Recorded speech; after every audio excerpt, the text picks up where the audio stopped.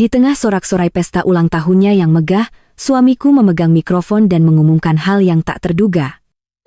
Hadiah terbaik adalah, kalau kamu pergi. Kamu bukan istriku lagi. Ibu dan adiknya hanya dia menikmati kue tart, tak peduli. Aku tersenyum tipis dan berbalik pergi tanpa air mata. Mereka lupa satu hal fatal. Akulah pemilik rahasia semua aset mewah itu. Sebelum kita masuk ke drama balas dendam yang memuaskan ini, silakan tulis di kolom komentar ya, dari kota mana teman-teman menyimak cerita ini dan kalian sedang melakukan aktivitas apa? Nyapu, ngepel, masak, atau sekadar bahan santai? Yuk, kita simak ceritanya bersama. Jam dinding digital di ruang kerja yang hening menunjukkan pukul 3.15 pagi. Rumah mewah di kawasan elit Jakarta Selatan itu masih terlelap dalam kegelapan kecuali satu ruangan di sudut lantai di sana. Sarah duduk tegak di depan layar komputer yang menyala terang. Cahaya biru dari monitor memantul di wajahnya yang lelah namun fokus. Jemarinya menari lincah di atas papan ketik. Bukan untuk menulis surat cinta atau berbelanja online, melainkan menyelamatkan reputasi suaminya, Leo. Di layar terpampang draft proposal bisnis milik Leo, yang akan dipresentasikan besok pagi kepada investor besar. Judulnya terdengar hebat, namun isinya berantakan.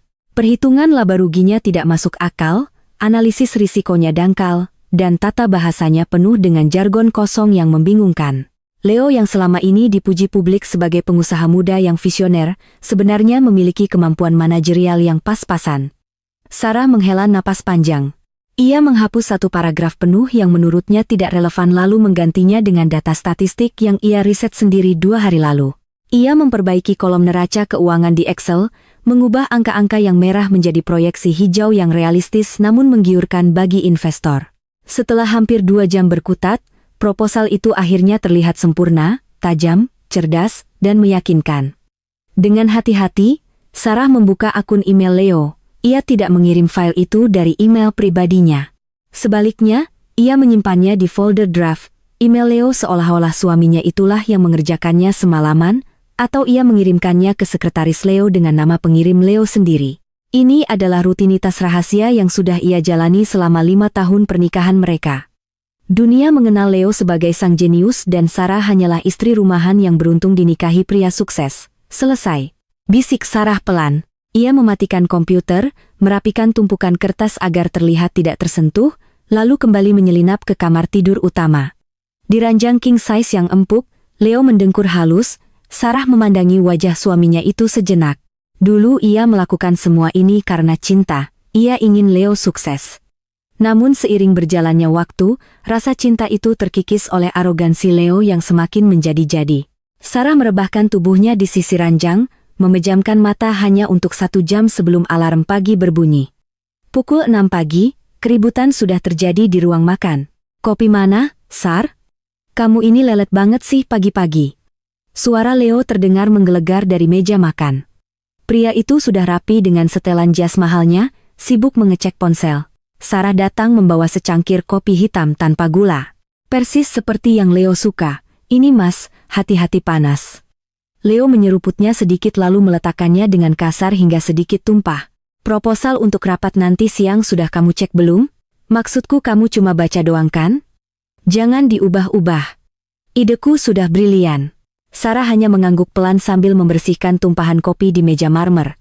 Sudah, mas. Ada beberapa koreksi kecil di bagian anggaran, tapi sisanya ide mas semua. Bagus. Awas kalau kamu bikin malu aku, cibir Leo tanpa menatap istrinya. Lagi pula, kamu tahu apa soal bisnis properti? Kerjaanmu cuma ongkangkan kaki di rumah. Habisin uang suami. Belum sempat Sarah menjawab. Bel pintu berbunyi nyaring berkali-kali. Asisten rumah tangga mereka tergopoh-gopoh membuka pintu. Masuklah 2 sosok wanita dengan gaya yang tak kalah glamor. Namun dengan aura yang menyesakkan, ibu mertua Sarah dan adik perempuan Leo Siska. Tanpa permisi, ibu mertua langsung duduk di kursi utama meja makan, menggeser koran yang sedang dibaca Leo. Pagi, Leo sayang. Pagi, Sarah. Ucap ibu dengan nada yang berbeda drastis saat menyebut nama Sarah. Dingin dan meremehkan. Pagi, Bu. Tumben mampir pagi-pagi, tanya Leo. Wajahnya langsung cerah melihat ibunya. Ini loh, Le. Ibu pusing, keluh wanita parubaya itu sambil memijat pelipisnya yang tertutup bedak tebal. Masa kartu kredit ibu ditolak waktu mau bayar arisan sosialita kemarin? Malu dong, ibu sama teman-teman. Kamu lupa bayar tagihannya, ya? Leo menoleh tajam ke arah Sarah. Sarah, kan sudah aku bilang urusan domestik dan tagihan keluarga itu tugas kamu. Kenapa bisa sampai ditolak? Sarah menahan napas. Ia tahu persis kenapa kartu itu ditolak, Bu. Limit kartu ibu itu 50 juta sebulan. Ibu sudah pakai 70 juta bulan lalu untuk beli tas dan perawatan kulit, bank otomatis memblokir karena over limit. Alah, alasan, sambar Siska. Adik Leo yang sedang asyik memakan roti bakar milik Leo. Mbak Sarah ini pelit banget sih sama mertua dan ipar sendiri. Mas Leo kan uangnya banyak, masa cuma nambah limit dikit aja dipermasalahkan. Bilang aja Mbak Sarah mau simpan uang Mas Leo buat diri sendiri. Bukan begitu, Siska? Jawab Sarah tenang. Meski dadanya bergemuruh, keuangan harus diatur. Kalau semua over limit, arus kas Mas Leo bisa terganggu. Diam kamu, bentak Leo tiba-tiba. Jangan ceramahi ibu dan Siska. Kamu tinggal bayar saja, apa susahnya? Uang. Uang aku juga. Kamu cuma perantara yang bayarin. Leo mengeluarkan dompetnya, mengambil kartu hitam lain, dan melemparnya ke hadapan Sarah. Pakai ini. Lunasi semua tagihan ibu dan Siska hari ini juga. Jangan sampai mereka malu lagi. Kamu ini istri, fungsinya mempermudah hidup suami dan keluarganya, bukan malah jadi beban pikiran. Sarah menatap kartu hitam di atas meja itu. Hatinya mencelos bukan karena sakit hati, tapi karena kasihan melihat betapa butanya mereka. Mereka tidak tahu bahwa uang yang mengalir di rekening utama Leo itu sebenarnya adalah hasil investasi Sarah, yang ia suntikkan diam-diam melalui beberapa perusahaan cangkang agar ego suaminya tetap terjaga. Tapi pagi ini, Sarah memutuskan untuk diam. Ia mengambil kartu itu. Baik. Mas, nanti aku urus. Oh, ya. Kata Leo sambil berdiri merapikan dasinya di cermin besar ruang tengah. Nanti malam pesta ulang tahunku, acaranya harus sempurna. Catering, dekorasi, tamu VIP, semuanya harus kelas 1. Jangan bikin malu. Leo kemudian menatap Sarah dari ujung kepala sampai ujung kaki dengan tatapan menilai yang menjijikan. Sarah saat itu hanya mengenakan daster rumahan yang sopan namun sederhana tanpa riasan, dan tolong nanti malam kamu dandan yang benar. Pergi ke salon mahal, jangan tampil kucel seperti pembantu begini. Aku butuh pendamping yang terlihat selevel dengan Leo sang pengusaha sukses, bukan upik abu. Iya mas, aku akan berusaha tampil pantas. Jawab Sarah datar, bagus. Ingat, ini malam penting buat aku, akan ada pengumuman besar. Jangan kacaukan. Leo mencium pipi ibunya, mengacak rambut Siska, lalu pergi begitu saja tanpa pamit pada Sarah. Sepeninggal Leo, Siska tertawa kecil. Dengar tuh, Mbak Dandan, jangan malu-maluin, Mas Leo. Kasihan kakakku punya istri kayak Kano kering. Ibu mertua menimpali sambil mengambil toples kue kering. Sudahlah, sis. Namanya juga orang desa yang beruntung dikawinin orang kaya. Selera enggak bisa dibeli. Sarah, jangan lupa tagihan ibu dibayar sebelum jam 12.00 siang, ya? Ibu mau belanja lagi nanti sore. Sarah menatap kedua wanita parasit itu dengan sorot mata yang sulit diartikan. Di balik wajah polosnya, sebuah rencana yang sudah lama disusun kini mulai menemukan momentumnya. Tenang saja, Bu Siska, kata Sarah sambil tersenyum misterius, semua akan lunas hari ini. Nikmati saja fasilitas ini selagi bisa. Namun mereka terlalu sibuk dengan kue dan rencana belanja mereka untuk menyadari nada dingin dalam suara Sarah. Malam itu, taman belakang rumah mereka disulap menjadi sebuah ballroom terbuka yang sangat mewah. Lampu-lampu kristal bergantungan di antara pepohonan yang dihias dengan ribuan bunga mawar putih impor. Meja-meja bundar ditata apik dengan taplak sutra, menyajikan hidangan dari koki bintang 5 yang disewa khusus. Alunan musik jazz lembut dari band pengiring menambah nuansa elegan yang memabukkan. Para tamu undangan mulai berdatangan. Mobil-mobil mewah Lamborghini, Ferrari, Rolls-Royce berjejer memenuhi pelataran parkir hingga meluber ke bahu jalan. Mereka adalah rekan bisnis Leo, sosialita teman-teman ibu mertua, dan teman-teman hura-hura Siska. Semuanya hadir dengan pakaian terbaik mereka, memamerkan perhiasan dan kekayaan. Sarah berdiri di dekat pintu akses taman, menyambut tamu dengan senyum sopan. Sesuai perintah Leo, ia telah berdandan. Ia mengenakan gaun malam berwarna biru tua yang elegan, namun tidak mencolok. Rambutnya disanggul modern, dan wajahnya dipoles riasan natural yang memancarkan kecantikan aslinya. Namun, di mata Leo, Sarah tetaplah kurang. Saat Leo turun dari lantai 2, ia tampak gagah dengan tuxedo hitam rancangan desainer Italia. Namun, matanya tidak mencari Sarah. Ia sibuk menyapa para investor Big Fish yang hadir tertawa keras dan menepuk bahu mereka seolah ia adalah raja dunia. Leo, pestamu luar biasa, puji seorang investor tua beruban, dan proposal yang kamu kirim tadi pagi brilian. Saya tidak menyangka kamu bisa membuat analisis sedetail itu. Bagian tentang mitigasi risiko pasar global benar-benar membuka mata saya. Leo tertawa bangga, membusungkan dadanya. Ah, terima kasih, Pak. Itu hanya analisis kecil dari saya. Bapak tahu kan? Saya selalu visioner. Saya mengerjakan itu semalaman suntuk demi kesempurnaan proyek kita. Sarah yang berdiri tak jauh dari situ hanya diam mendengarkan. Ia melihat Leo mengambil kredit atas kerja kerasnya tanpa rasa bersalah sedikit pun.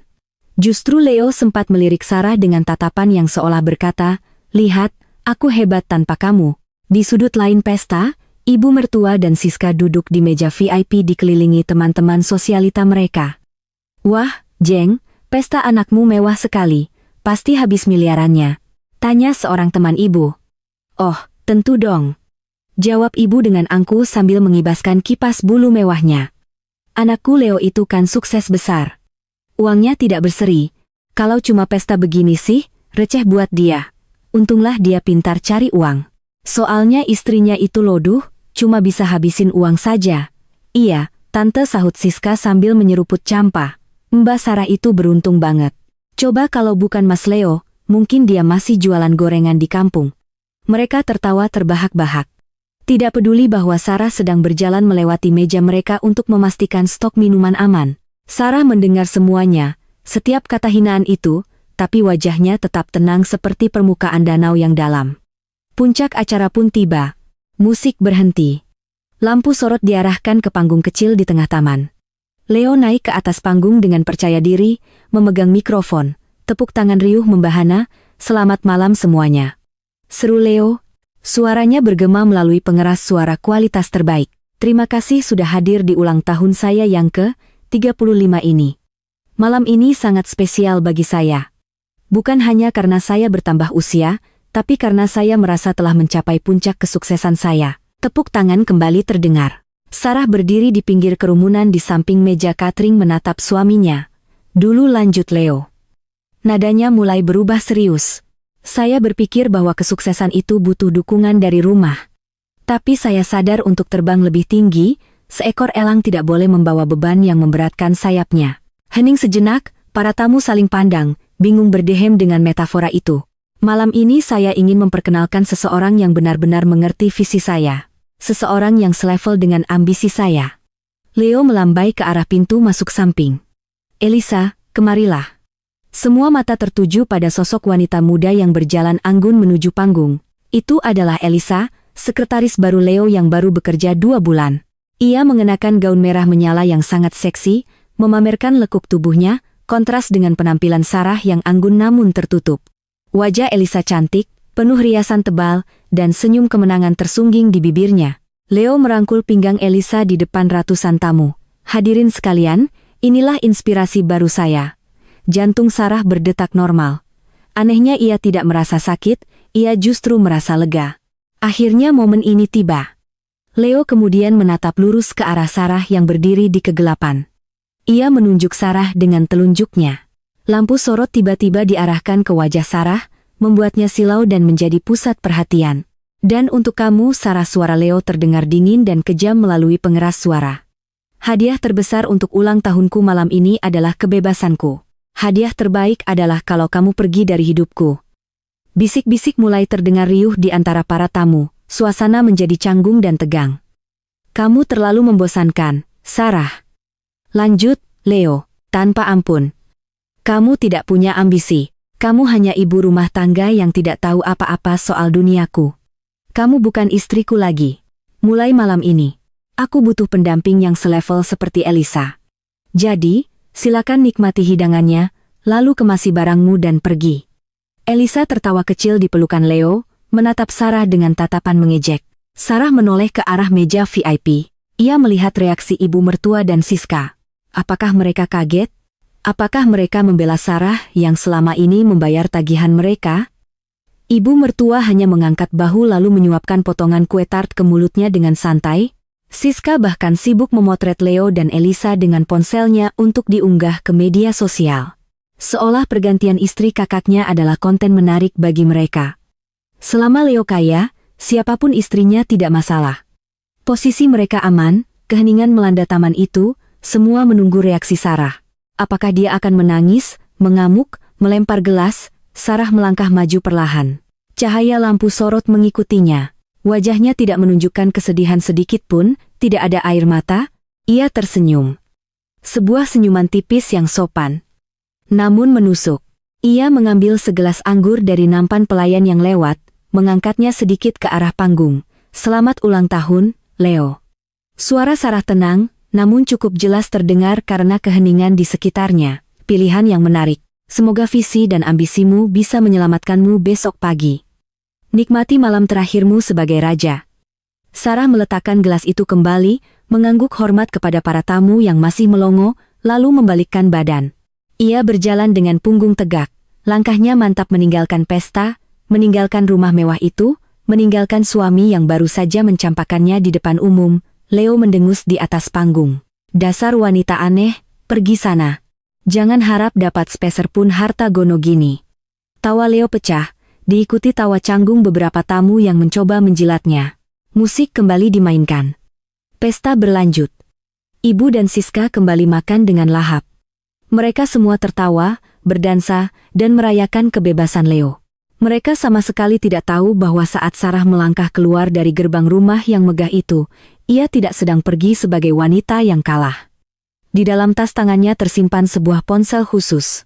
Sambil berjalan menuju taksi yang sudah dipesannya, Sarah mengetik satu pesan singkat kepada pengacara pribadinya, Pak Hanif. Isi pesannya hanya satu kata, eksekusi.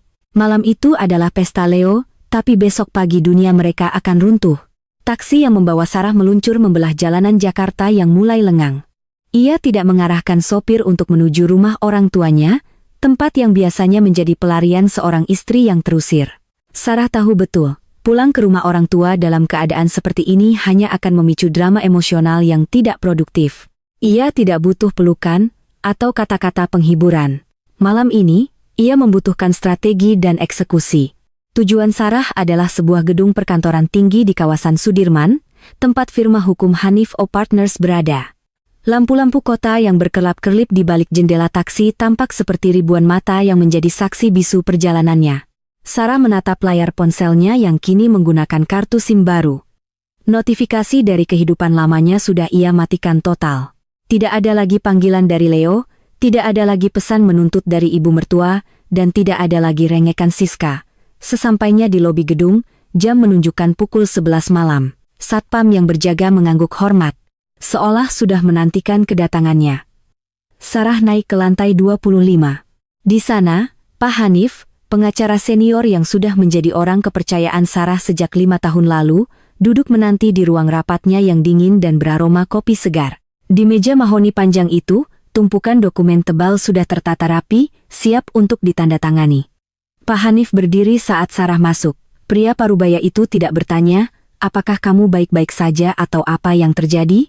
Ia hanya menatap Sarah dengan sorot mata profesional dan bertanya satu hal yang paling penting. Apakah waktunya sudah tiba, Bu? Sarah.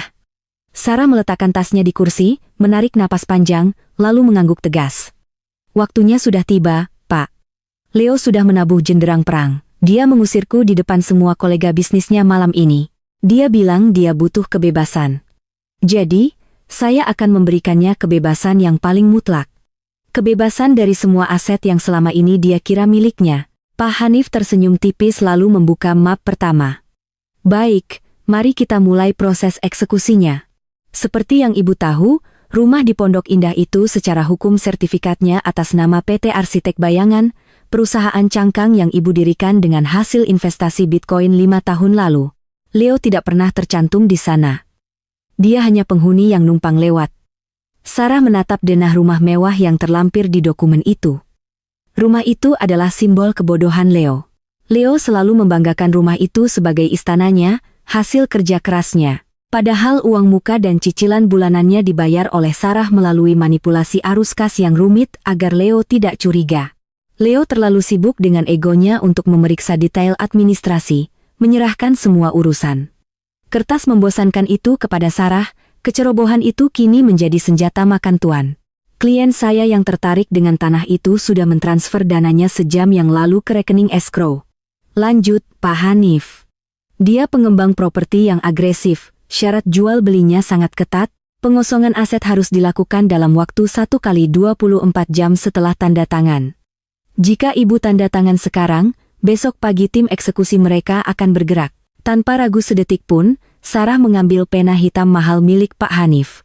Ia membubuhkan tanda tangannya di atas materai. Goresan tintanya tegas, tanpa getaran. Dengan satu tanda tangan itu, atap yang menaungi kepala Leo, ibu mertua, dan Siska resmi lenyap. Rumah sudah terjual, gumam Sarah, lebih kepada dirinya sendiri. Apa langkah selanjutnya? Pak Hanif menyodorkan tablet miliknya.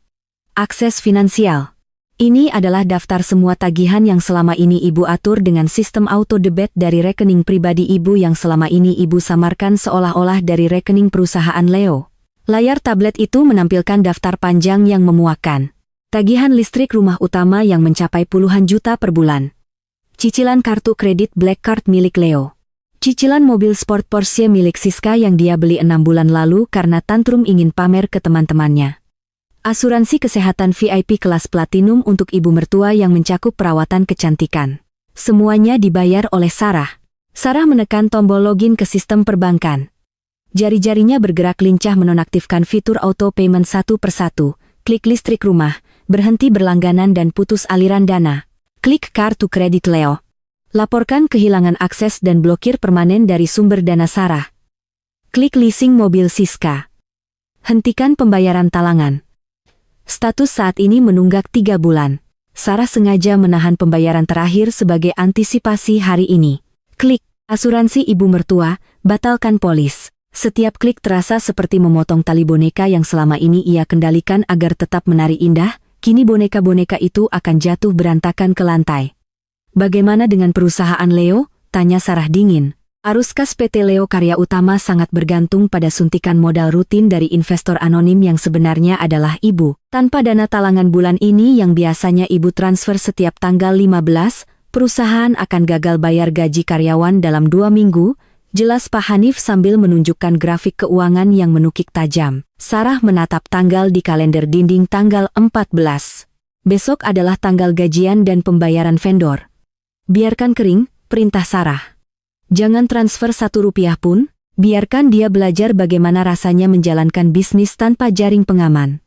Sesi itu berlangsung selama 2 jam. Ketika Sarah selesai, ia merasa tubuhnya ringan. Seolah beban ribuan ton telah diangkat dari pundaknya. Ia bukan lagi istri yang teraniaya. Ia adalah arsitek yang sedang meruntuhkan bangunan rapuh yang selama ini ia topang sendirian.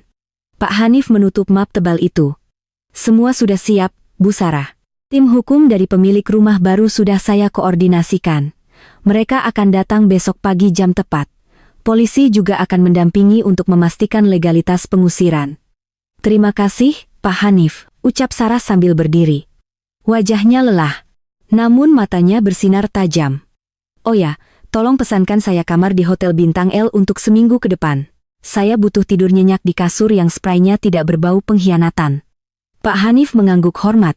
Tentu dan Bu Sarah, jika boleh saya berkomentar, ini adalah langkah cek mati yang paling elegan yang pernah saya lihat. Sarah tersenyum tipis. Senyum yang mengandung bahaya. Ini belum cek mate, Pak Hanif, ini baru pembukaan bidak benteng. Permainan sesungguhnya baru saja dimulai. Sarah berjalan keluar dari ruangan itu menuju lift, meninggalkan masa lalunya yang hancur di atas meja rapat, siap untuk ditukar dengan masa depan di mana dia memegang kendali penuh. Cahaya matahari pagi menerobos masuk melalui celah gorden kamar tidur utama yang mewah, jatuh tepat di wajah Leo. Pria itu mengerang pelan, merasakan denyutan hebat di kepalanya. Efek alkohol dari pesta semalam masih menyisakan hangover yang menyiksa. Ia mencoba membuka mata, namun rasa silau membuatnya kembali memejam. Di sebelahnya, Elisa masih tertidur pulas. Wanita itu memeluk guling dengan dengkuran halus. Rambutnya berantakan menutupi sebagian wajah. Leo tersenyum miring melihat pemandangan itu. Ia merasa menang. Ia merasa seperti raja dunia Gitu. Ia merasa seperti raja dunia yang baru saja menaklukkan segalanya. Pesta semalam sukses besar. Investor memujinya dan ia akhirnya menyingkirkan Sarah, istri yang ia anggap sebagai beban yang membosankan. Pagi dunia baru, gumam Leo serak, merenggangkan otot-ototnya. Ia membayangkan hari ini akan dimulai dengan sarapan mewah di tempat tidur, dilayani oleh pembantu lalu bersantai menikmati kebebasan barunya bersama Elisa. Namun, fantasi itu pecah berantakan oleh suara dentuman keras dari lantai bawah. Dum dum dum. Suara itu bukan ketukan tamu sopan. Itu adalah gedor pintu yang kasar dan menuntut. Leo tersentak kaget. Jantungnya berpacu cepat. Elisa ikut terbangun. Matanya mengerjap bingung. Apa itu, sayang? Berisik banget, keluh Elisa manja. Sebentar, biar aku cek, mungkin kurir paket atau tetangga yang iri. Jawab Leo sambil menyambar jubah mandinya. Ia berjalan keluar kamar dengan langkah sempoyongan. Rasa pusing di kepalanya makin menjadi-jadi seiring dengan suara gedoran yang makin kencang. Saat menuruni tangga pualam yang melingkar, Leo melihat pemandangan yang membingungkan. Pintu utama yang terbuat dari kayu jati tebal itu sudah terbuka lebar. Di ambang pintu berdiri 5 orang pria berbadan tegap mengenakan seragam biru tua bertuliskan Tim Aset Sekuritas, didampingi oleh 2 orang polisi berseragam lengkap. Di belakang mereka, asisten rumah tangga Leo berdiri gemetar ketakutan di pojok ruangan. "Hei, apa-apaan ini?" bentak Leo dari tengah tangga. Suaranya menggema di ruangan yang langit-langitnya tinggi itu. "Siapa kalian? Berani-beraninya masuk ke rumah saya tanpa izin keluar atau saya panggil satpam komplek." Salah satu pria berseragam biru, yang tampaknya pemimpin tim melangkah maju dengan wajah datar tanpa ekspresi. Di tangannya, ia memegang sebuah map merah. "Selamat pagi, apakah Anda saudara Leo?" tanya pria itu dengan nada formal yang dingin. "Iya, saya Leo, pemilik rumah ini. Kalian siapa?" Leo turun sampai ke lantai dasar, wajahnya merah pada menahan amarah. "Maaf, Pak Leo. Kami dari tim manajemen aset PT Properti Jaya Abadi. Kami di sini untuk melaksanakan serah terima kunci dan pengosongan aset berdasarkan akta jual beli yang sah yang ditandatangani tadi malam," jawab pria itu tenang, sambil membuka mapnya dan menunjukkan lembaran dokumen berstempel resmi. Leo terbelalak, tawa sinis keluar dari mulutnya. "Jual beli gila kamu ya? Saya tidak pernah menjual rumah ini. Ini rumah saya yang bangun, saya yang bayar. Menurut sertifikat hak milik nomor 1024, pemilik sah aset ini adalah PT Arsitek Bayangan yang diwakili oleh Ibu Sarah," potong petugas itu tegas. "Dan per tadi malam pukul 23 WB, kepemilikan sudah berpindah tangan sepenuhnya ke klien kami. Syarat jual belinya adalah pengosongan dalam 24 jam. Tapi karena klien kami ingin segera renovasi, kami diminta mengamankan aset pagi ini juga." Nama itu menghantam Leo seperti palu godam. "Sah, tidak mungkin." Leo merebut kertas itu dengan kasar. Matanya memindai tulisan-tulisan hukum yang rumit itu. Di sana tertera jelas tanda tangan Sarah di atas materai. Dan yang lebih mengejutkan, nama pemilik awal memang bukan Leo, melainkan sebuah perusahaan asing yang Leo tidak pernah dengar. "Ini penipuan," teriak Leo histeris. Ia meremas kertas itu. "Sarah menipu saya. Ini rumah saya. Saya suaminya, Pak, tolong tenang. Salah satu polisi yang mendampingi, legalitas dokumen ini sudah kami verifikasi. Secara hukum, Bapak tidak memiliki hak atas properti ini. Kami mohon Bapak dan keluarga segera mengemasi barang-barang pribadi sekarang juga. Kami beri waktu 2 jam sebelum kami bantu kosongkan paksa." Keributan itu memancing keluar penghuni lain. Ibu mertua muncul dari kamarnya di lantai bawah dengan wajah penuh masker wajah berwarna hijau. Siska turun dari lantai atas dengan piamutra. "Ada apa sih ini, Leo? Pagi-pagi kok ada polisi?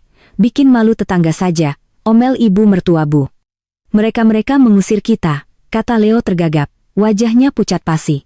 "Mereka bilang rumah ini sudah dijual Sarah." "Apa?" pekik ibu mertua. Suaranya melengking tinggi hingga membuat telinga sakit. "Dasar wanita ular, tidak bisa. Ini rumah anakku. Panggil pengacara kita, Leo, usir preman-preman ini, cepat kemasi barang kalian," bentak ketua tim eksekusi.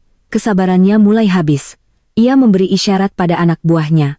"Bantu mereka angkut barang, masukkan ke kardus. Jangan ada yang merusak aset properti seperti lampu atau furnitur built-in. Kepanikan melanda. Leo berlari ke meja telepon, tangannya gemetar mencoba menghubungi nomor ponsel Sarah. Terdengar nada sambung mati. Nomor yang Anda tuju tidak dapat dihubungi. Ia mencoba lagi dan lagi Neil. Ia mencoba membuka aplikasi mobile banking di ponselnya untuk mentransfer uang sogokan atau menyewa pengacara kilat. Tapi saat ia mencoba login, layar ponselnya menampilkan pesan merah. Akses ditolak, kartu diblokir. Sialan. Leo membanting ponselnya ke sofa. Sementara itu, Siska menjerit histeris ketika salah satu petugas mulai memasukkan koleksi sepatu mahalnya ke dalam kardus mie instan bekas dengan sembarangan. Jangan kasar dong, itu low botin, harganya juta, jangan dicampur sama sandal jepit. Mbak, kalau tidak mau dibantu, bungkus sendiri. Waktunya tinggal 1 jam, balas petugas itu ketus. Ibu mertua menangis meraung-raung di ruang tengah, memeluk guci keramik kesayangannya, seolah itu nyawanya sendiri. Jangan ambil rumahku. Aku tidak mau pindah, aku mau mati saja di sini. Di tengah kekacauan itu, suara lakban ditarik, kardus dibanting, dan tangisan Ibu Elisa turun dari tangga. Dia sudah berpakaian lengkap, mengenakan gaun merah semalam dan membawa tas tangannya, wajahnya tidak lagi manja, melainkan dingin dan penuh perhitungan. Ia melihat Leo yang sedang frustrasi menjambak rambutnya sendiri, melihat Siska yang berebut sepatu dengan petugas, dan melihat ibu mertua yang histeris. Elisa menghampiri Leo. Leo panggilnya datar. Leo menoleh, matanya penuh harap. Elisa, sayang maafkan kekacauan ini. Ini cuma salah paham, Sarah main curang. Kita akan pindah ke hotel bintang 5 dulu sementara aku urus ini. Kamu tenang saja.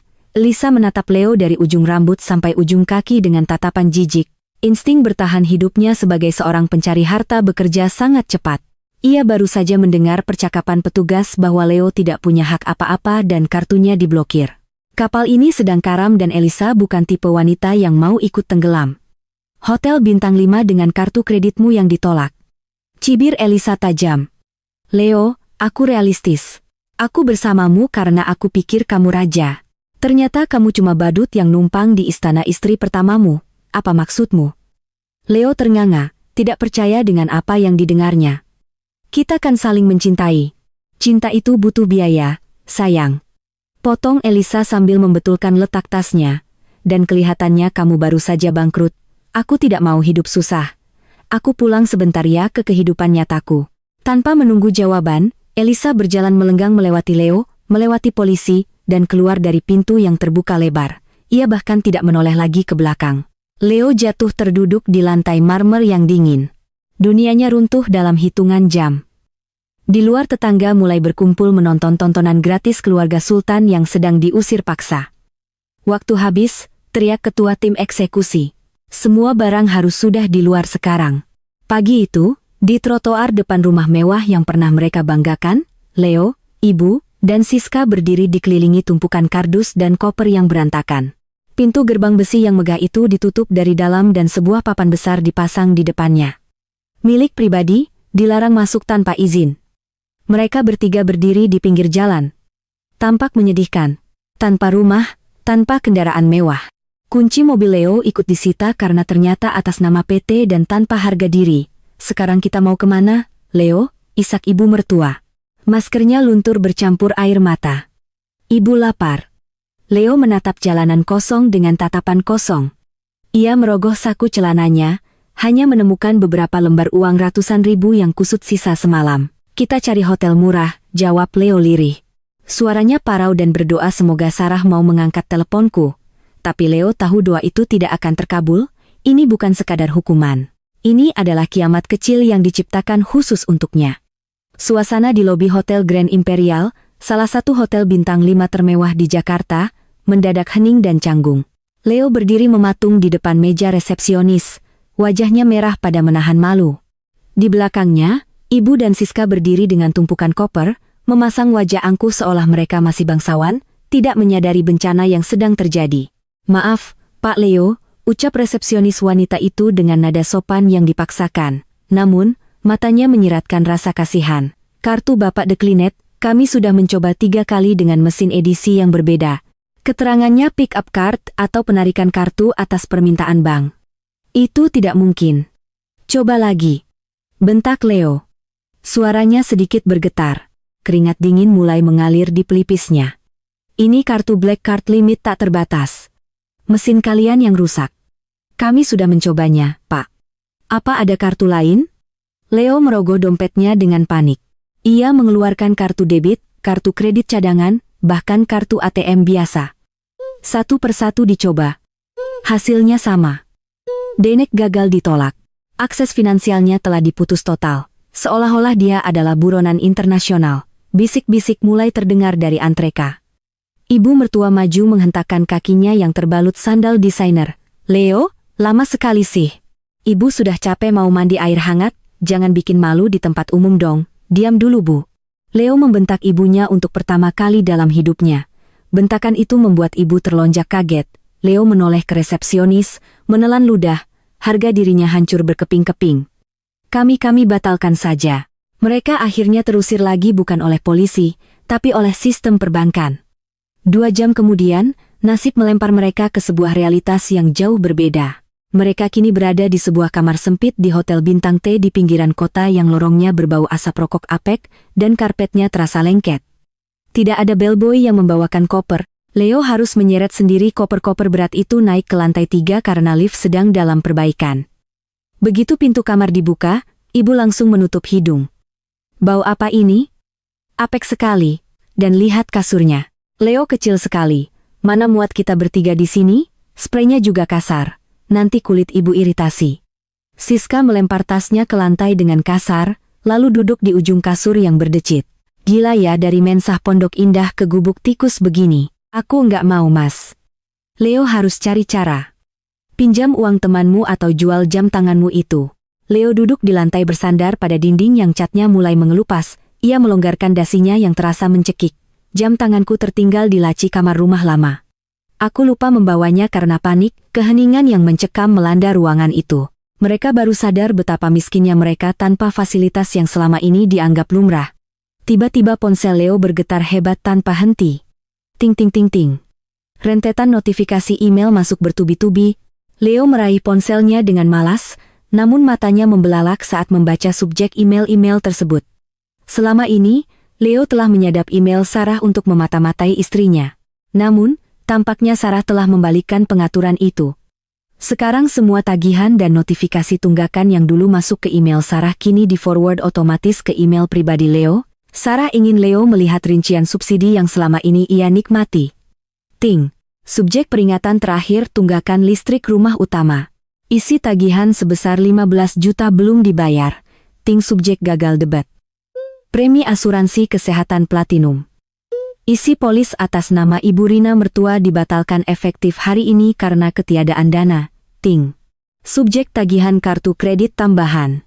Siska isi total pemakaian bulan ini 45 juta. Belanja tas salon status over limit. Mohon segera lunasi atau dekolektor akan dikerahkan. Leo menatap layar dengan nanar. Angka-angka itu membuatnya mual. Selama 5 tahun, ia tidak pernah tahu bahwa biaya hidup keluarganya semahal ini. Ia pikir gajinya sebagai CEO cukup, tapi ternyata gaya hidup ibu dan adiknya adalah parasit raksasa yang selama ini diberi makan diam-diam oleh Sarah. Mas Leo, rengek Siska memecah lamunan Leo. Aku lapar, ayo cari makan. Pakai mobilku saja, kan mobilku masih ada di parkiran bawah. Untung tadi kuncinya aku pegang. Ya, ayo cari makan di warung depan. Jawab Leo lemas, ia butuh udara segar. Mereka turun ke parkiran sempit hotel itu. Mobil sport merah milik Siska. Sebuah Porsche box terbekas yang dibeli dengan mencicil tampak mencolok di antara mobil-mobil keluarga yang sederhana. Siska masuk ke kursi pengemudi dengan gaya syok, menyalakan mesin yang menderu kencang, berusaha menarik perhatian orang-orang di sekitar hotel murah itu. Setidaknya kita masih punya kendaraan keren, kata Siska sombong sambil memundurkan mobil. Biar orang tahu kita cuma lagi apa sebentar. Namun baru saja mobil itu keluar dari gerbang hotel dan hendak masuk ke jalan raya, sebuah mobil SUV hitam memotong jalur mereka secara agresif. Siska mengerem mendadak membuat ibu mertua terjerembab ke depan. Heh, punya mata enggak sih? Teriak Siska. Membuka kaca jendela hendak memaki. 3 orang pria berbadan besar, berkulit gelap, dan berwajah garang turun dari SUV itu. Mereka mengenakan rompi kulit dan membawa map. Itu adalah Matel, mata elang, penagih utang jalanan yang ditugaskan oleh Lising. Salah satu dari mereka mengetuk kaca jendela Siska dengan keras. "Turun, Neng. Mobil ini sudah nunggak 3 bulan. Kami ada surat penarikannya." "Apa-apaan? Nunggak apanya? Kakak iparku selalu bayar tepat waktu." Siska berteriak histeris menunjuk Leo yang duduk di sampingnya. "Mas, bilang sama preman ini." Leo membuka pintu dengan gemetar. "Pak, bisa dibicarakan baik-baik? Saya Leo, pengusaha." "Enggak usah banyak omong, Pak," potong penagih utang itu kasar. "Data di kantor pusat leasing jelas. Pembayaran terakhir dilakukan 3 bulan lalu. Sejak itu kosong, sesuai perjanjian fidusia. Unit kami tarik sekarang juga." Leo terdiam. Otaknya berputar cepat mengingat sesuatu. 3 bulan lalu, itu adalah saat Leo mulai berselingkuh terang-terangan dengan Elisa. Rupanya Sarah sudah tahu sejak saat itu. Dan sejak saat itu pula Sarah berhenti membayar cicilan mobil Siska sebagai bom waktu yang disiapkan untuk meledak tepat hari ini. "Turun semua atau kami serat?" bentak pria itu lagi. Di tengah jalan raya yang macet disaksikan oleh pedagang kaki lima dan pengendara motor yang berhenti menonton. Leo, ibu, dan Siska dipaksa keluar dari mobil mewah itu. Siska menangis meraung-raung sambil memegangi setir. Tapi tenaganya kalah jauh dibanding para penagih utang. Mereka ditinggalkan begitu saja di pinggir trotoar yang berdebu. Mobil Porsche merah itu melaju pergi dibawa oleh orang asing, meninggalkan asap knalpot yang menyesakkan dada. "Mobilku." Siska jatuh terduduk di aspal, menangis seperti anak kecil yang kehilangan permen. "Itu mobil impianku, Mas Leo jahat. Kenapa enggak dibayar?" Ibu mertua ikut menangis, menutupi wajahnya dengan tas tangan, karena sadar beberapa orang mulai merekam kejadian itu dengan ponsel mereka. "Ya Tuhan, cobaan apa ini? Leo, lakukan sesuatu." Leo berdiri kaku di tengah kebisingan klakson. Ia melihat sekeliling, melihat realita tanpa filter, tanpa pelindung, tanpa dinding emas yang dibangun Sarah. Ia sadar selama ini ia bukan berdiri di atas kakinya sendiri. Ia berdiri di atas bahu Sarah. Dan sekarang Sarah sudah pergi, membiarkannya jatuh bebas ke dalam jurang kemiskinan yang nyata. "Kita jalan kaki kembali ke hotel," kata Leo dingin, "jalan kaki panas." "Leo, ibu bisa pingsan?" protes ibunya. "Uang tunai kita tinggal 00 bu, teriak Leo frustrasi meledak di pinggir jalan. "Kalau kita naik taksi, kita tidak makan malam ini, jadi diam dan jalan." Itulah sore pertama mereka di neraka dunia dan malam masih panjang. Keesokan paginya, Leo bangun dengan tekad baru yang rapuh. Meskipun matanya bengkak dan punggungnya sakit karena tidur di kasur murah, ia meyakinkan dirinya bahwa ia masih memiliki satu benteng terakhir.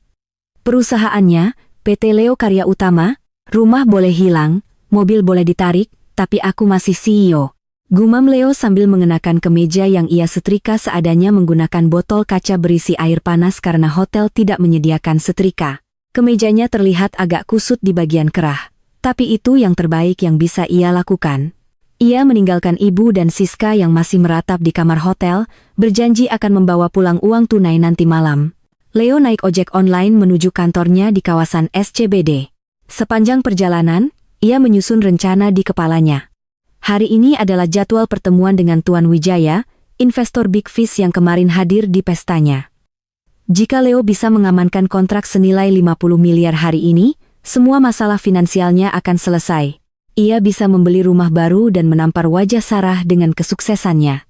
Sesampainya di kantor, suasana terasa aneh. Para karyawan menatapnya dengan tatapan curiga dan berbisik-bisik saat ia lewat. Rupanya gosip tentang pengusiran di pesta semalam sudah menyebar. Mungkin Siska yang bodoh sempat curhat di media sosial atau tamu undangan yang menyebarkannya. Leo mengabaikan mereka dan langsung masuk ke ruangannya. "Siapkan ruang rapat." Perintah Leo pada sekretaris sementaranya karena Elisa sudah kabur dan memblokir nomornya. "Tuan Wijaya akan datang jam 10. Pastikan proyektor siap." Jam 10 tepat. Tuan Wijaya datang bersama tim analis keuangannya. Pria tua itu tidak tersenyum ramah seperti di pesta semalam. Wajahnya kaku, profesional, dan dingin. "Selamat pagi, Pak Wijaya," sapa Leo dengan senyum lebar yang dipaksakan mengulurkan tangan. "Terima kasih sudah datang. Maaf soal insiden kecil di pesta semalam, itu hanya drama rumah tangga biasa. Tidak akan mempengaruhi profesionalitas saya." Tuan Wijaya tidak menjabat tangan Leo.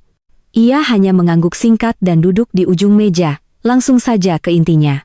Leo, saya ingin mendengar presentasi final kamu. Kemarin saya terkesan dengan draft yang dikirim, tapi tim saya menemukan beberapa anomali pagi ini. Silakan yakinkan saya. Leo merasa percaya diri. Ia membuka laptopnya. Ia memang tidak membawa soft copy proposal yang dibuatkan Sarah karena aksesnya di email sudah diputus, tapi ia merasa ingat garis besarnya. Lagi pula, Leo selalu merasa dialah otak di balik bisnis ini. Ia membuat selide presentasi baru semalam suntuk di warnet dekat hotel, menggunakan ingatannya tentang angka-angka. Baik Pak. Ini adalah visi masa depan kita. Leo memulai presentasi. Slide pertama muncul. Grafisnya standar, tidak elegan seperti biasanya. Leo mulai menjelaskan tentang proyeksi keuntungan pembangunan apartemen mewah di Bali. Ia berbicara dengan berapi-api menggunakan istilah-istilah bisnis yang terdengar canggih.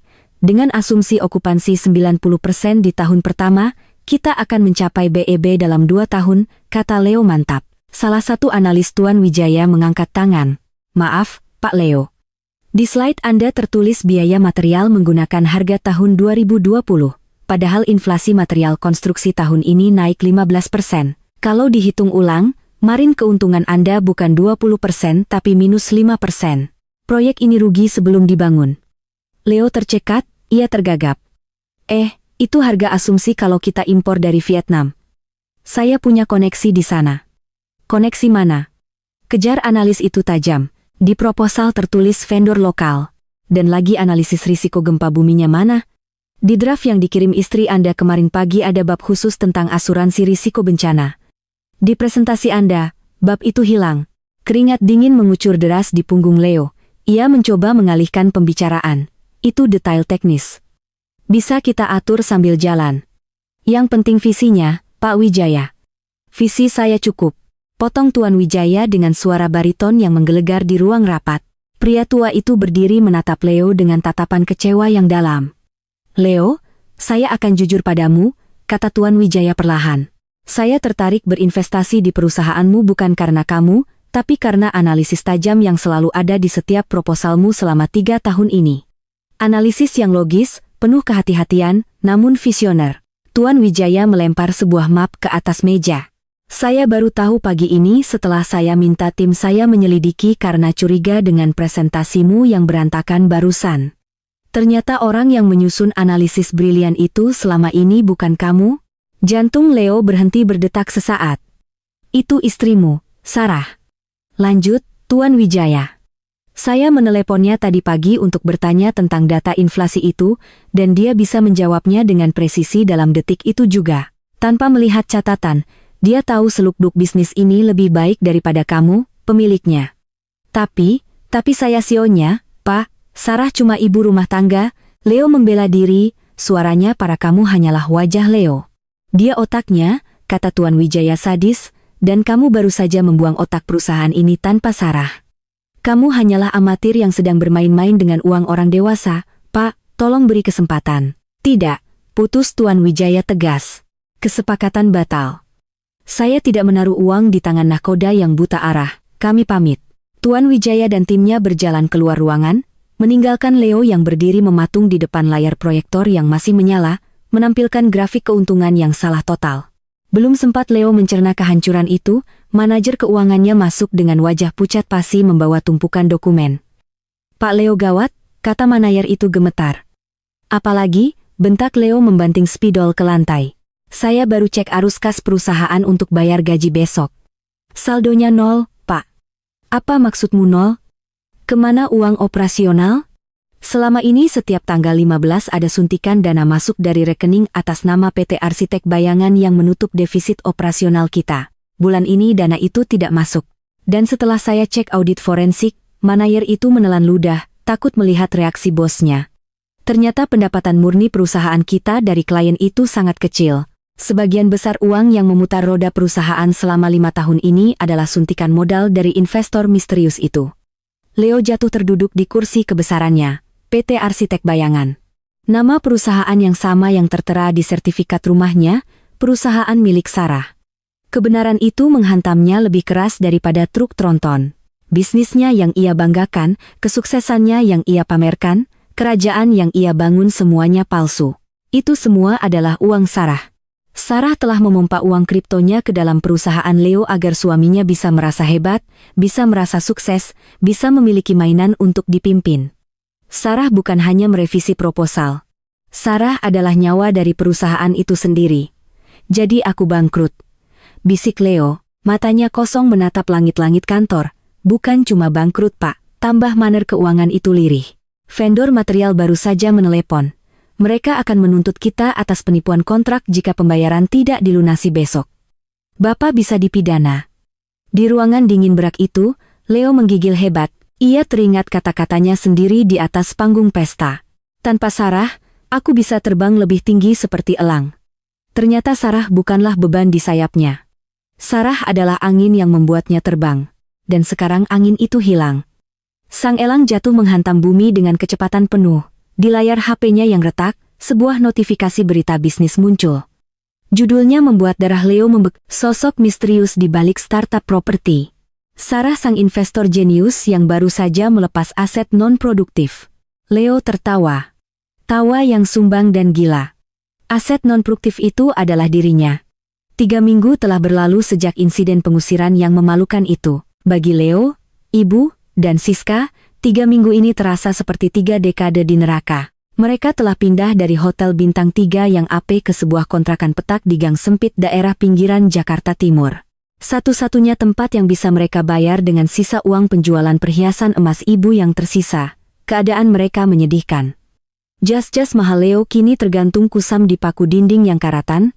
Wajah ibu yang dulu kencang karena perawatan rutin kini mulai menunjukkan kerutan nyata dan kusam karena tidak ada krim malam seharga jutaan. Siska yang biasanya menghabiskan waktu di cafe hits kini hanya duduk melamun di teras kontrakan menatap ponselnya yang layarnya retak karena dibanting saat histeris minggu lalu. Kebangkrutan Leo bukan lagi rahasia. Perusahaan telah disita ban. Vendor-vendor mengejarnya. Karyawan menuntut pesangon. Leo menghindari panggilan telepon dari siapapun kecuali satu orang yang mati-matian ia cari. Sarah. Setelah menyuap seorang mantan satpam kantor lama dengan uang rokok terakhir, Leo akhirnya mendapatkan alamat kantor baru Sarah. Ternyata Sarah tidak bersembunyi. Dia berkantor di The Saffron Tower, gedung pencakar langit paling eksklusif di pusat bisnis Jakarta. Tempat di mana hanya konglomerat papan atas yang memiliki akses.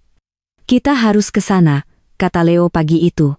Matanya cekung dan rambutnya agak gondrong tidak terawat. Kita harus memohon. Sarah pasti masih punya hati. Dia pernah mencintaiku selama 5 tahun. Tidak mungkin dia tega melihat kita mati kelaparan begini. Ibu mengangguk antusias. Secercah harapan muncul di mata tuanya yang lelah. Benar, Leo. Ibu yakin Sarah cuma sedang emosi sesaat. Bagaimanapun, ibu ini mertuanya. Ibu yang merestui kalian dulu. Kalau kita datang baik-baik, minta maaf. Pasti dia luluh. Kita bisa tinggal di apartemen mewahnya dan kamu bisa kerja di perusahaannya. Siska mencibir pelan, tapi ikut berdiri. Asal aku bisa beli skin lagi, aku rela minta maaf sampai sujud deh. Dengan sisa uang receh, mereka bertiga naik bus kota. Pengalaman yang traumatis bagi ibu yang seumur hidup naik mobil pribadi menuju pusat kota. Sesampainya di lobi The Saffron Tower, penampilan mereka sangat kontras dengan lingkungan sekitar. Lantai marmer yang mengkilap memantulkan bayangan mereka yang lusuh. Resepsionis gedung awalnya hendak mengusir mereka, mengira mereka pengemis. Namun Leo bersikeras bahwa ia adalah suami Sarah. Setelah konfirmasi via telepon yang menegangkan, resepsionis itu akhirnya mengizinkan mereka naik. Ibu Sarah menunggu di penthouse suite lantai 50. Kata resepsionis itu dengan tatapan merendahkan. Lift membawa mereka melesat ke atas. Telinga mereka berdengung seirama dengan detak jantung yang makin kencang. Pintu lift terbuka langsung menghadap ke sebuah lobi pribadi yang mewah dengan pemandangan cakrawala Jakarta 360 derajat di ujung. Ruangan di balik meja kerja kaca yang besar dan modern duduklah. Sarah wanita itu tampak berbeda. Tidak ada lagi daster rumahan atau kemeja polos yang membosankan. Sarah mengenakan blazer putih berpotongan tegas yang membalut tubuhnya dengan elegan. Rambutnya dipotong bob pendek asimetris. Memberikan kesan tajam, cerdas, dan berkuasa. Di jarinya tidak ada cincin kawin, melainkan sebuah cincin berlian hitam besar di jari telunjuk kanan. Simbol kemandirian. Sarah tidak berdiri menyambut mereka. Ia tetap duduk, sibuk menandatangani beberapa dokumen. Seolah kedatangan mereka hanyalah gangguan kecil dalam jadwalnya yang padat. Duduk. Perintah Sarah tanpa menoleh menunjuk sofa kulit di depan mejanya dengan ujung pena. Leo, Ibu, dan Siska duduk dengan canggung. Sofa itu empuk, jauh lebih nyaman dari kasur kontrakan mereka, mengingatkan mereka pada kehidupan yang baru saja hilang. Akhirnya Sarah meletakkan penanya, menatap mereka satu persatu. Tatapannya dingin, tak terbaca. Aku beri waktu 10 menit, bicara. Keheningan sesaat pecah oleh isak tangis ibu. Itu adalah senjata andalan ibu. Wanita tua itu langsung menjatuhkan diri dari sofa, berlutut di lantai karpet tebal, merangkak mendekati meja Sarah. Sarah, anakku sayang. Ratap ibu dengan air mata yang mengalir deras. Maafkan ibu, nak. Maafkan kami, ibu hilaf. Ibu tua dan bodoh, jangan biarkan kami menderita seperti ini, Sar. Lihat Leo. Dia kurus kering. Lihat Siska, dia stres. Kami ini keluargamu, nak. Ingat masa-masa indah kita dulu. Ingat waktu ibu ajari kamu masak rendang. Leo ikut turun dari sofa, berlutut di samping ibunya. Harga dirinya sudah lama ia gadaikan di pegadaian pinggir jalan. Sar, aku salah. Aku benar-benar bodoh. Aku dibutakan ego. Elisa, wanita itu cuma sampah. Kamu yang terbaik, Sar. Kamu berlian yang aku sia-siakan. Tolong beri aku kesempatan kedua. Demi pernikahan kita, aku janji akan berubah. Aku akan jadi suami yang menuruti semua kata-katamu. Siska tidak berlutut, tapi menunduk dalam-dalam. Maafin aku juga, Mbak Sarah, aku janji enggak akan minta dibayarin kartu kredit lagi. Ya, setidaknya enggak sering-sering. Sarah hanya dia mendengarkan konser penyesalan itu. Wajahnya datar. Ia membiarkan mereka menangis, memohon, dan merendahkan diri selama 5 menit penuh. Ia menikmati pemandangan itu bukan dengan rasa sadis, tapi dengan rasa tuntas. Ia ingin melihat apakah ada ketulusan di sana. Namun, yang ia lihat hanyalah ketakutan akan kemiskinan, bukan penyesalan atas kesalahan. Mereka menangis karena lapar dan susah, bukan karena sadar telah menyakiti hati manusia lain. Sudah selesai? Tanya Sarah tenang saat tangisan ibu mulai mereda. Sarah, tolong kami, cicit Leo. Izinkan kami tinggal bersamamu lagi. Kita mulai dari nol. Sarah tersenyum tipis. Senyum yang membuat bulu kuduk Leo meremang. Bangun, kata Sarah. Jangan kotori karpetku dengan air mata buaya kalian. Mereka bertiga bingung, tapi perlahan kembali duduk di sofa. Sarah membuka laci mejanya, mengeluarkan sebuah map tebal berwarna hitam. Ia melemparkannya ke atas meja tepat di hadapan Leo.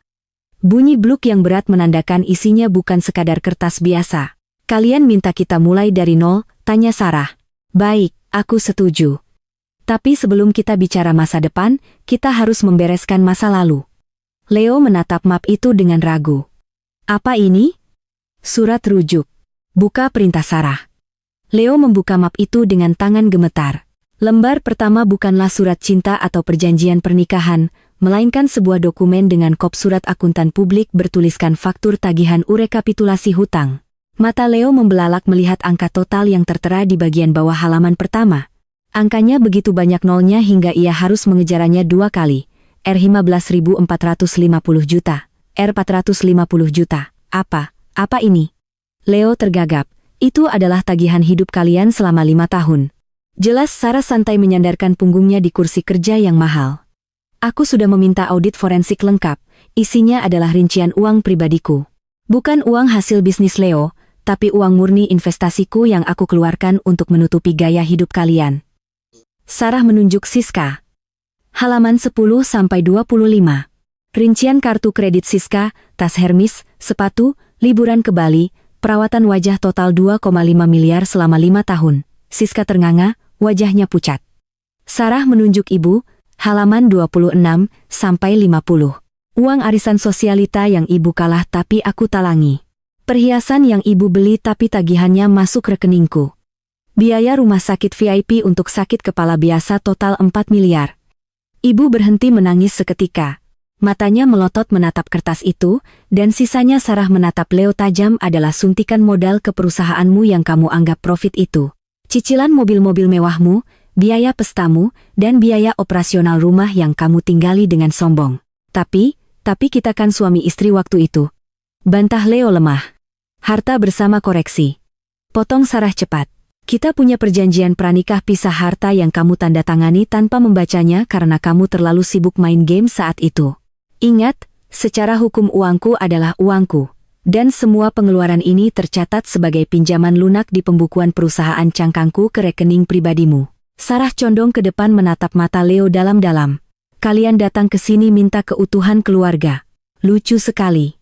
Kalian diam saja saat aku diusir seperti anjing di pesta itu. Kalian menikmati kue tart saat harga diriku diinjak-injak. Suara Sarah meninggi sedikit, tegas dan berwibawa. Sekarang ini tawaranku bayar lunas tagihan miliar itu dalam waktu 6 bulan. Jika tidak, aku akan melaporkan kalian atas tuduhan penggelapan dana dan penipuan korporasi. Buktinya lengkap. Pengacaraku Pak Hanif sudah siap. Sarah, kamu gila. Dari mana kami dapat uang segitu? Teriak ibu histeris. Kamu mau membunuh kami? Itu bukan urusanku, jawab Sarah dingin. Kalian punya tangan, punya kaki, bekerjalah. Rasakan bagaimana sulitnya mencari uang 1.000 yang selama ini kalian hamburkan. Leo menatap istrinya, mantan istrinya, dengan pandangan horor. Wanita di depannya ini bukan lagi Sarah yang penurut. Ini adalah raksasa yang baru bangun tidur. Kamu benar-benar tidak punya hati, bisik Leo. Sarah tertawa kecil. Tawa yang kering. Hatiku sudah aku gadaikan untuk membayar kebodohanmu selama 5 tahun, Leo. Sekarang aku tidak punya hati. Aku cuma punya kalkulator. Sarah menekan tombol intercom di mejanya. Security, tolong antarkan tamu-tamu saya keluar. Mereka sudah selesai. 2 orang petugas keamanan bertubuh besar masuk ruangan. Tunggu. Sarah, jangan begini. Leo mencoba meraih tangan Sarah, tapi ditepis kasar oleh security. Keluar, ucap Sarah final. Ia memutar kursi kerjanya membelakangi mereka, kembali menatap pemandangan kota Jakarta dari ketinggian. Leo, ibu, dan Siska diseret keluar dari ruangan mewah itu. Suara tangisan ibu dan teriakan Siska menggema di lorong lalu menghilang saat pintu lift tertutup. Di dalam keheningan ruang kerjanya, Sarah menghela napas panjang. Ia tidak merasa sedih, ia tidak merasa bersalah. Ia mengambil cangkir teh hangatnya, menyesapnya perlahan. Rasanya manis, rasa kebebasan. 1 tahun kemudian, matahari Jakarta yang terik menyengat kulit siapa saja yang berani menantangnya di jalanan aspal. Di sebuah kawasan perkantoran yang sibuk, jam makan siang adalah waktu tersibuk bagi para pedagang kaki lima. Di sebuah warung tenda pecel lele yang penuh sesak dan berasap, seorang pria kurus dengan kemeja putih yang bagian ketiaknya sudah menguning tampak sibuk melayani pembeli. Mas, es teh manis 2, cepetan dong, teriak seorang pelanggan yang berkeringat. Iya pak. Sebentar, es batunya lagi diambil, jawab pria itu gugup, tangannya yang kasar dengan cekatan menuangkan teh ke dalam plastik. Pria itu adalah Leo. Tidak ada lagi jas Armani, tidak ada lagi jam tangan Rolex. Yang ada hanya keringat, bau amis, lele goreng, dan wajah yang terlihat 10 tahun lebih tua dari usianya. Setelah diusir dari kantor Sarah, Leo tidak bisa mendapatkan pekerjaan di perusahaan manapun. Reputasinya hancur, namanya masuk daftar hitam blacklist di industri properti berkat koneksi Sarah. Akhirnya demi menyambung hidup dan mencicil hutang yang mustahil lunas itu, ia bekerja serabutan. Siang jadi pelayan warung, malam jadi ojek online dengan motor sewaan. Di sudut warung, pemilik warung, seorang bapak tua yang galak memukul meja. Leo, jangan melamun. Cuci piring yang numpuk di belakang. Kamu ini kerja lambat banget sih. Lulusan sarjana tapi nyuci piring aja nggak becus. Iya, Pak. Maaf. Leo menunduk membawa tumpukan piring kotor ke belakang. Air matanya sudah kering digantikan oleh kebasnya rasa lelah yang permanen.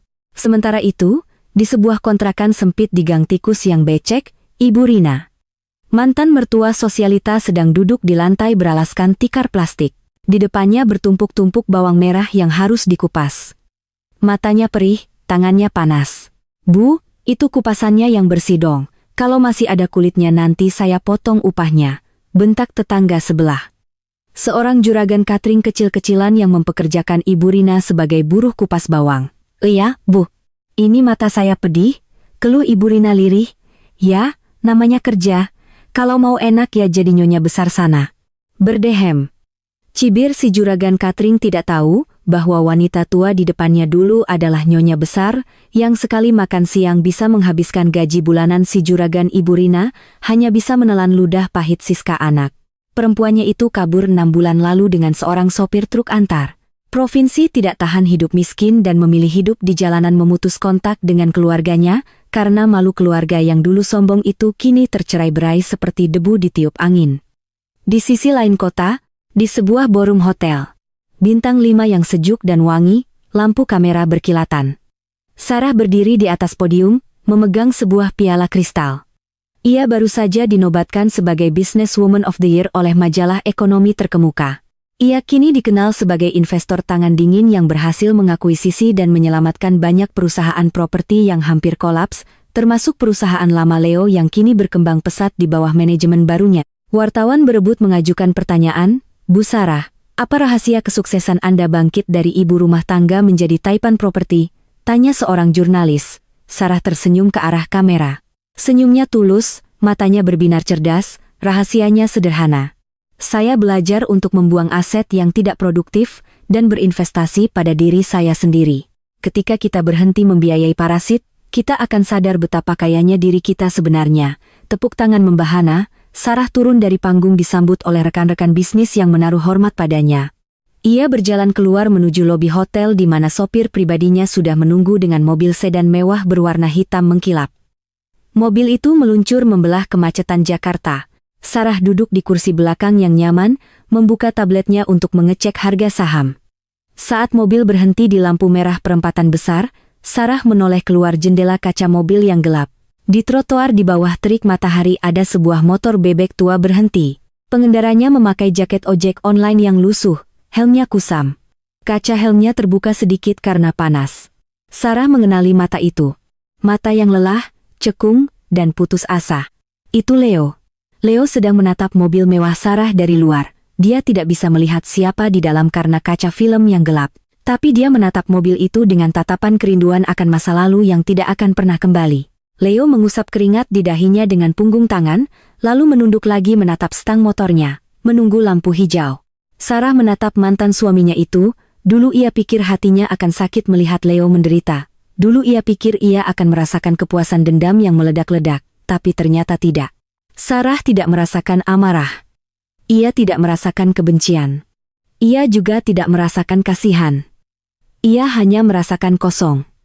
Indiferen, perasaan masa bodoh yang total. Leo bagi Sarah sekarang hanyalah orang asing. Seperti ribuan pengendara motor lain di jalanan Jakarta. Leo bukan lagi tokoh utama dalam hidupnya, bahkan bukan lagi tokoh antagonis. Leo hanyalah figuran yang lewat sekilas. "Jalan." "Pak," perintah Sarah lembut pada sopirnya saat lampu berubah hijau. "Baik, Bu." Mobil mewah itu melaju halus, meninggalkan Leo yang masih berjuang menyeimbangkan motor tuanya di tengah asap knalpot ibu kota. Sarah kembali menatap layar tabletnya, fokus pada proyek akuisisi berikutnya. Ia sudah merdeka sepenuhnya. Sang arsitek telah meruntuhkan bangunan lama dan membangun gedung pencakar langit baru yang kokoh di atas puing-puingnya. Dan pemandangan dari atas sini sangat indah. Ya,